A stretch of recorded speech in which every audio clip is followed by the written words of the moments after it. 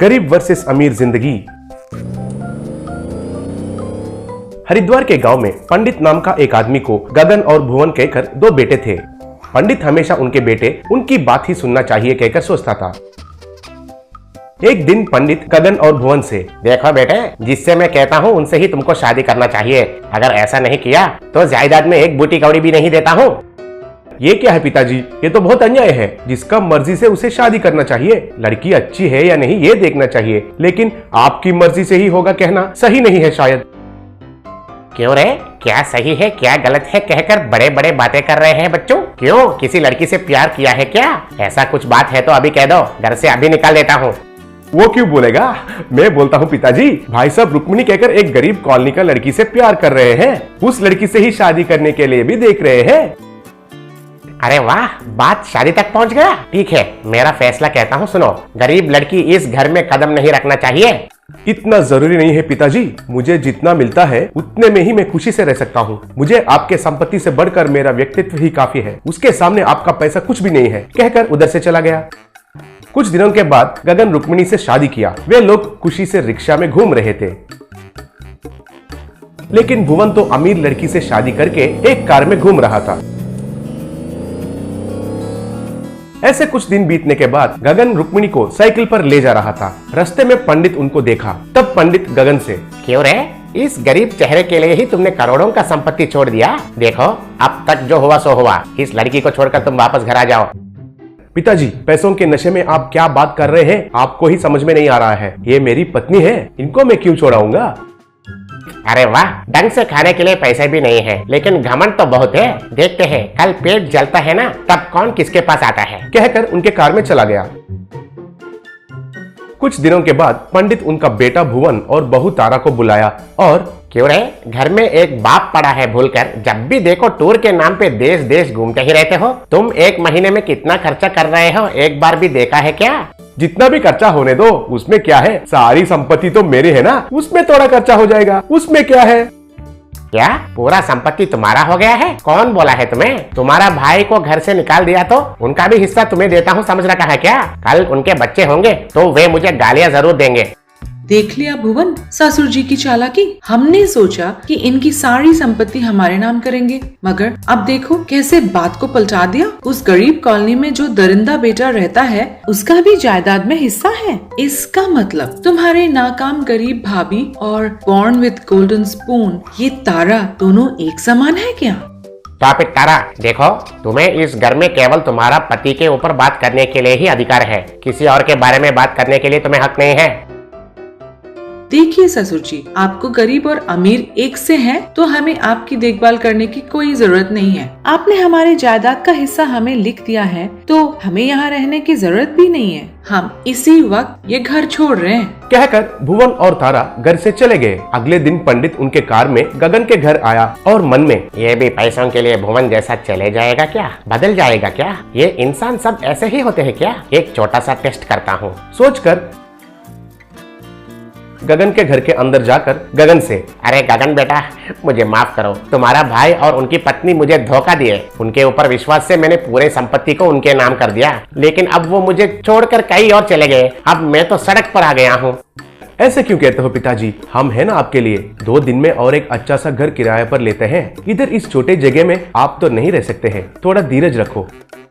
रुक्मिणी, पिताजी को तुरंत खाना लगाओ।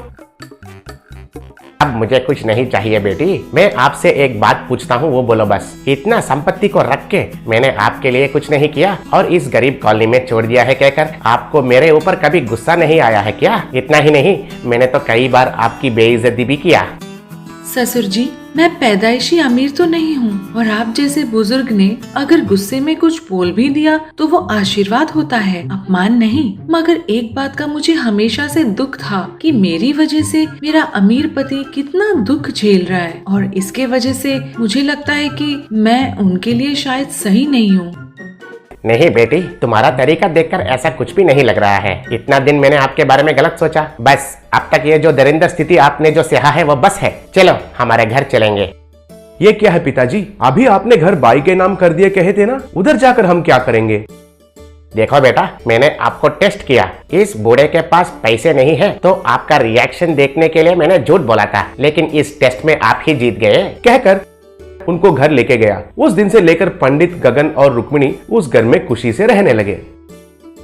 कीर्तिपुर नाम का गांव है। उसमें विनय नाम का एक व्यक्ति हुआ करता था।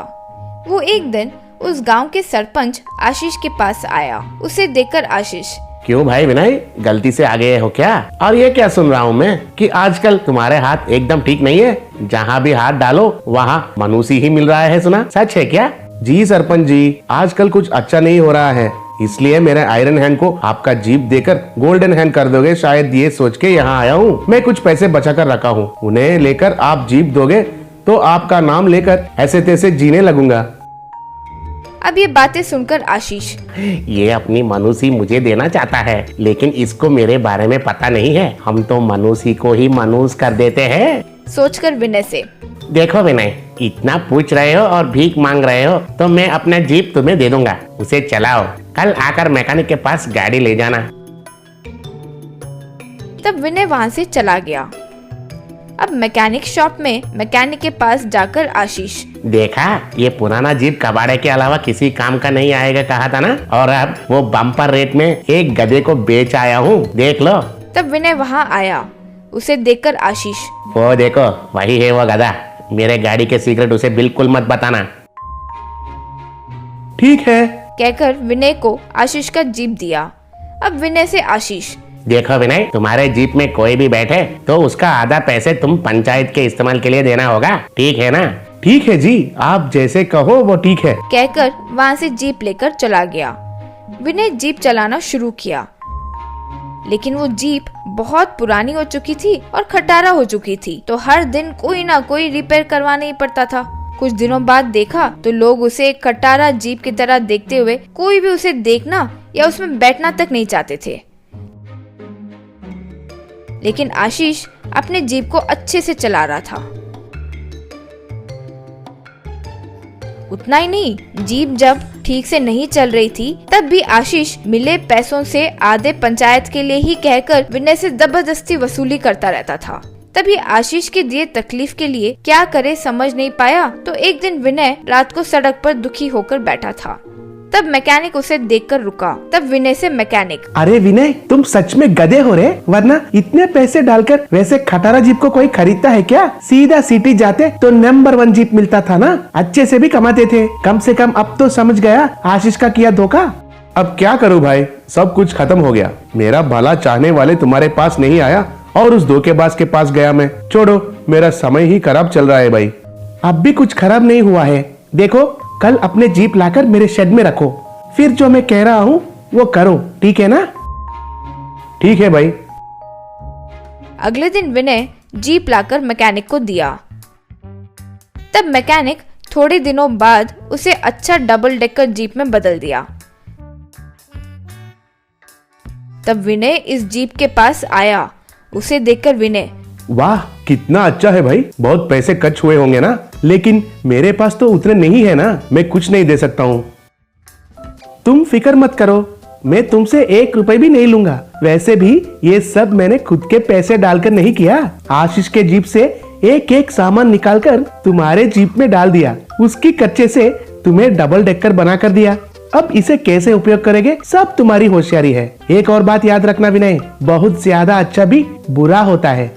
तब विनय अपने डबल डेकर जीप को रोड पर रोका। सारे लोग उस विचित्र जीप को देखकर सब उसमें बैठे। तब विनय उनसे, सब ऊपर ही बैठिए, नीचे नहीं। सब ठीक है, कहकर जीप के ऊपर ही बैठे। इस तरह बहुत सारे राउंड्स मारते हुए विनय उस दिन बहुत पैसे कमाया। विनय के डबल डेकर जीप की वजह से आशीष की जीप में कोई नहीं बैठने से उसका जीप खाली रह गया। तब शाम को आशीष विनय के पास आकर, क्या बात है विनय, लगता है आज अच्छा वसूली किया। मेरे जीप को भी कोने में छोड़ दिए। पंचायत के लिए आधे पैसे भरो।